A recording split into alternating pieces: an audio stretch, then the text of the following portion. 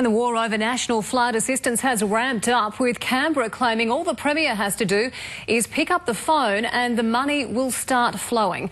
But Queensland insists it's been pleading for help for a week.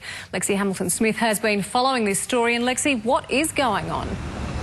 Georgie, that's a very good question. I mean, it's unbelievable to think that there's so many people going through so much heartache and hardship, and yet politics once again has taken centre stage. The Premier was up in the disaster zone today and has once again said the victims simply want some action. They're sick of this war of words over money. Now, we understand just in the last hour a video conference has now been held between the battling parties, and an agreement could now be just 2 days away. So that really is good news. But I can tell you that the war of words and the argy-bargy has been going on all day.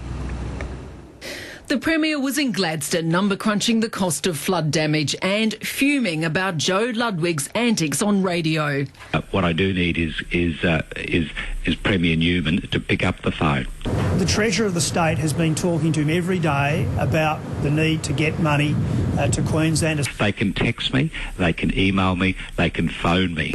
I say again, he has been to the State Disaster Management Group meetings during the disaster. He sat at the table. But the federal minister responsible for Queensland's flood recovery insists the LNP hasn't done enough to do a deal. What I'm saying clearly is stop playing politics here, get on with the job. Clearly, this is an election year.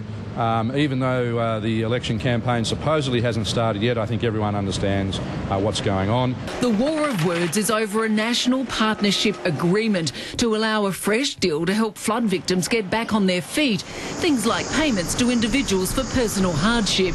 The request has been made in writing. I urge him to cut through his red tape, provide the funding to Queensland that is so desperately needed. Queensland is also battling to get Canberra to hand over $700 million it's already spent on disaster relief over recent years. Meantime, people are hurting. The local appeal still way down. The money will get to flood victims. Every cent will get to flood victims. Urgent cash donations are needed. Now, we know this cycle of despair and destruction has sparked incredible anxiety among its victims, often little ones who we tend to forget about. Agencies like Kids Helpline are swamped at times like this, bearing in mind that in 2011 the helpline had a 62% spike in calls, and they expect that again this time. They're worried about mum and dad. How are mum and dad coping?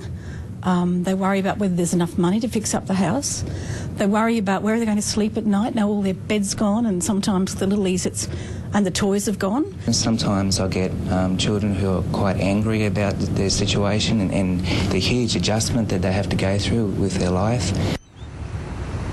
Now, Kids Helpline is open 24 hours a day, 7 days a week, and they're urging anyone up to the age of 25 to call if they're concerned. They have calls from kids as young as 8, 10, 12, so they really want you to call if you've got some issues. And, Georgie, the number is 1800 551 1800. It certainly is a very important number if you are needing help. Thank you, Lexi.